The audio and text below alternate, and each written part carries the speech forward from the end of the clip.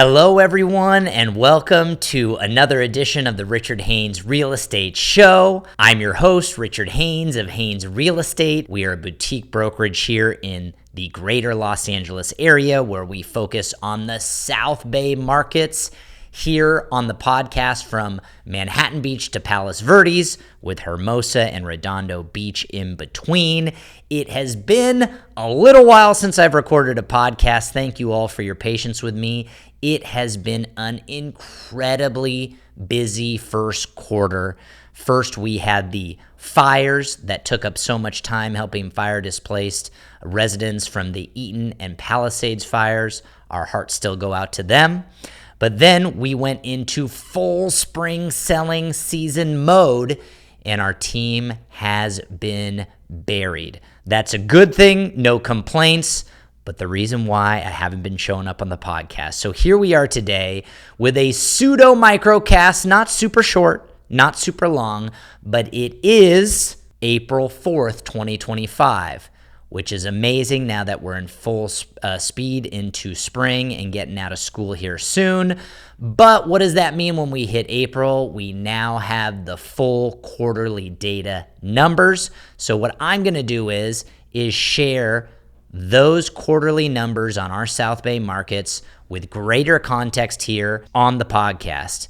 If you don't read my blog, all of this is posted on the blog, but the podcast here is great because I can add a little bit more context for you all here to listen. So without further ado, let's get into the quarterly numbers where we're going to start with Manhattan Beach. Now, keep in mind, we take the rolling 3-month average of the quarter for median prices and sales, and we compared it to last quarter, or Q1, year over year in 2024. So it changes for seasonality. So here we go. Manhattan Beach. Median prices in quarter number 1 is up 33.7%. Now stop. I don't want you to think, oh my gosh, Manhattan Beach is up 33%. You guys, the numbers have been choppy in Manhattan Beach on median price because we had the highs of COVID. Then we had prices fall big time in 2023 and 2024 with blips of recovery.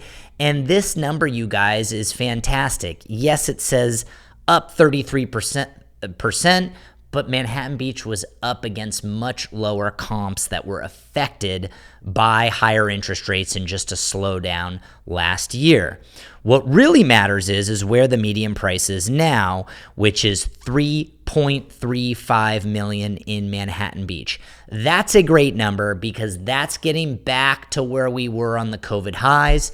In fact, it's the third highest quarterly number on median price ever for Manhattan Beach. It just is now close to matching the COVID highs that hit the 3.5, 3.6 numbers. So Manhattan Beach looks like it's fully recovering.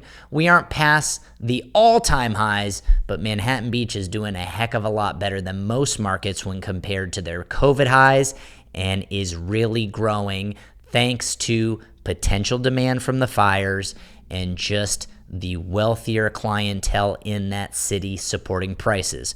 We will see how that ends up getting affected with the stock market and tariffs that are absolutely obliterating the market today on April 4th after a couple rough days. But it will be it's really nice to see that Manhattan Beach had a nice first quarter and see if it can fight through the stock market and tariff woes in quarter number 2. The real meat and numbers of support here on Manhattan Beach before I move on are the closed sales data.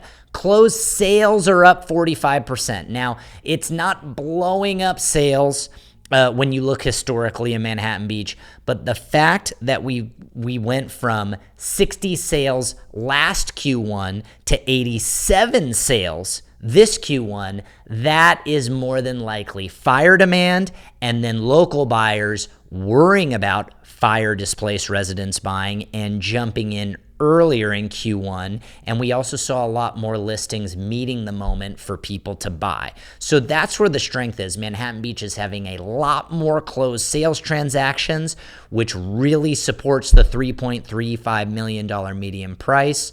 all good news in Q1 for Manhattan Beach. Let's see if they can keep it up in quarter number 2. Moving on to Hermosa Beach. Hermosa Beach had a banner quarter in Q1. In fact, median prices have now risen to an all-time record high. You guys get this? Hermosa Beach median prices are up a whopping 41.6%. Now again, Hermosa Beach was choppy like Manhattan Beach, so the percentage, don't get all hot and bothered by that because it was up against easy comps.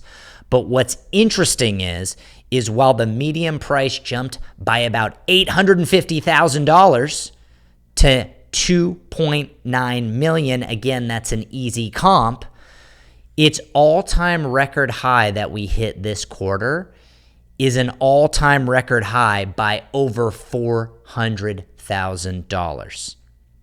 So that's what's so significant about Hermosa Beach is it is hitting all-time record highs, and it's hitting those all-time record highs by more than $400,000. Now, of course, could we have had some fire-displaced wealthy residents from the Palisades buying in Hermosa when they couldn't find what they needed in Manhattan Beach? Very well could be the case. But ultimately, Hermosa Beach is having an amazing quarter with sales up 12% to support that. And we'll see again if it can keep up the good juju amid the stock market and tariff uncertainty. Moving on to Redondo Beach, guys. We're hitting all the beach cities before Palos Verdes. Redondo Beach was a little bit more muted, or a stable picture. Now, for big sweeping numbers, know that this is including the Redondo Beach section of Hollywood Riviera, which is also Torrance. But nonetheless, we're comparing it to that same data last time, but I want that out there for many of you. Redondo Beach as a whole is up by just a fraction of a percent, 0.6%. And if you break that out between North and South Redondo Beach, which is not in the blog, you're getting it here on the podcast. South Redondo Beach was up a measly 0.2%, where North Redondo was up over double digits. So really what that tells me is as a whole, the market is stable, but people are tending to go to the more affordable North Redondo because that is really all many buyers can afford amid higher interest rates. You just don't get the uber high net worth in mass like you see in Manhattan and Hermosa Beach. So with Redondo, there are still some very high-end sales, but many of the buyers are going to the affordable market of North Redondo Beach. That doesn't mean South Redondo is struggling. We've seen some great sales prices. I've seen some existing home sales within South Redondo that weren't new construction getting record highs or on the Esplanade, but existing sales that have gotten amazing numbers. We are seeing land value rise for teardown homes. And generally, I don't want you to think that South Redondo is in any trouble. It is just very stable. What is really interesting about Redondo Beach is that sales have also rocketed higher, just like Manhattan and Hermosa Beach. But this market is likely not receiving as much love from the Palisades buyers because mostly they just want Manhattan Beach if they're coming to the South Bay. A few in Hermosa, almost none, and that's not fair to say none, but a small fraction are considering Redondo or Palos Verdes, especially when it comes to buying. So they're not having that demand, but seeing closed sales up 44% is an amazing bright spot showing that there is demand for Redondo Beach and it's in stable territory. And again, if you part it out between North Redondo and South Redondo, both are up. I want to say it was 20 and 30%. So when you part those numbers out, Redondo Beach is really strong when it comes to sales support. Now, as far as listings, inventory is rising, which is also why closed sales may have jumped, but so inventory rose in Manhattan Beach to meet the moment in the first quarter as well. But Redondo is moving now It's not surging to way higher inventory levels, and it's not historically low like when we saw in COVID, but it is now moving to its 10-year trend line if you go back a decade and in line with those numbers. So that's a really healthy sign for Redondo. Prices are stable to rising, sales are jumping, and inventory is moving to its 10-year average. Really, really good setup for Redondo Beach long term. And again, let's see how it reacts to these tariffs and stock market woes. Wrapping up the podcast with Palos Verdes, The Hill. We're going to break down 3 cities we're throwing out behind the gates in Rolling Hills because there's just too few transactions. But if you want a little anecdotal evidence behind the gates, we are seeing slowing sales, days on market are taking longer, and the prices that we were hitting during COVID just aren't there. It doesn't mean that Rolling Hills isn't weak. It just had its major day in the sun during COVID and was strong even after COVID with higher interest rates. But now, because it's quote unquote a little bit farther away, we are seeing sales take longer with days on market, and the bigger numbers just aren't happening as much as they were in the past. So, heading over to the other 3 cities, really, 1 is weak and 2 are very stable, if not strong. And really, let me correct that. 1 is stable and 1 is a shining star with strength. Let's start with the weakness on the Palos Verdes Hill.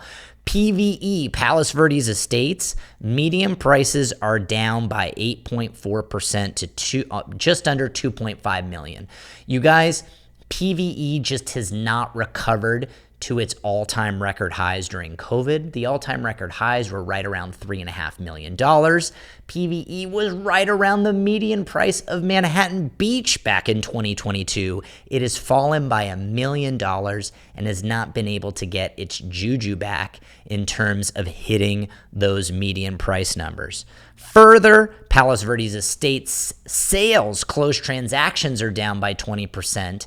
But what's interesting is when you look at inventory levels are down, so supply is a little squeezed. So rather than weakness in price and weakness in sales, I do think the weakness in sales is just there's not enough listings for buyers to buy. But ultimately, PVE is weaker, median price is lower, and it is nowhere near its 2022 COVID highs.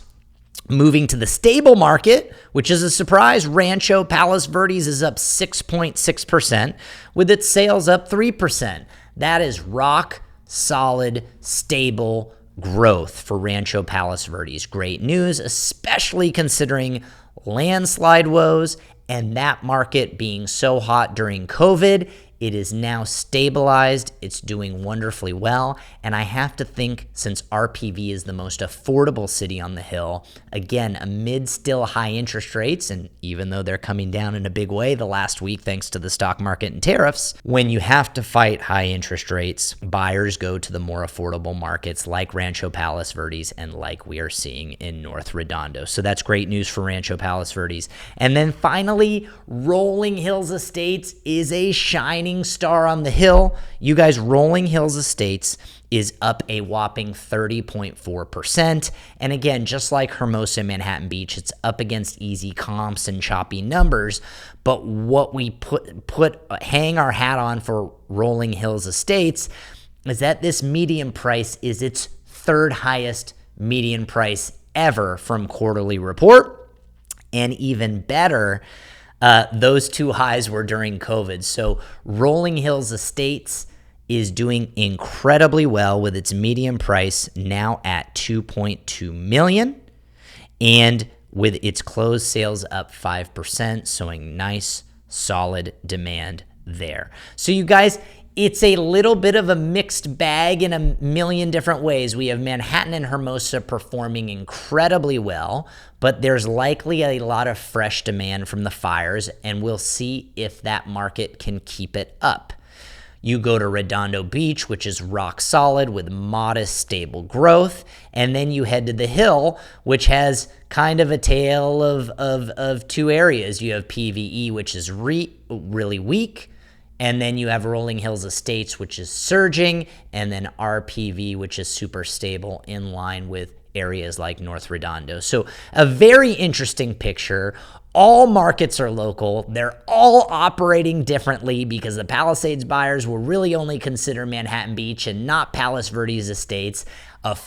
Buyers affected by affordability are going to North Redondo and RPV. South Redondo is stable, and it looks like Rolling Hills Estates is really catching on with buyers due to its location to freeways on the hill and its open or larger lots and more pastoral life that isn't too far away from everything. So you guys, that is the podcast for now. That is your quarterly update.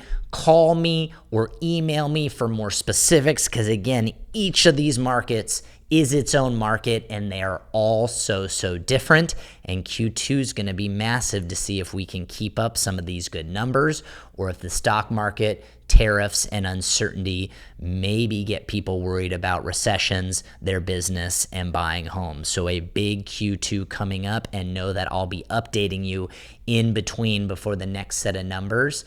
And I appreciate you guys being patient with me on the podcast. We're going to see you next time on the Richard Haynes Real Estate Show. Have a great April and spring break. Take care.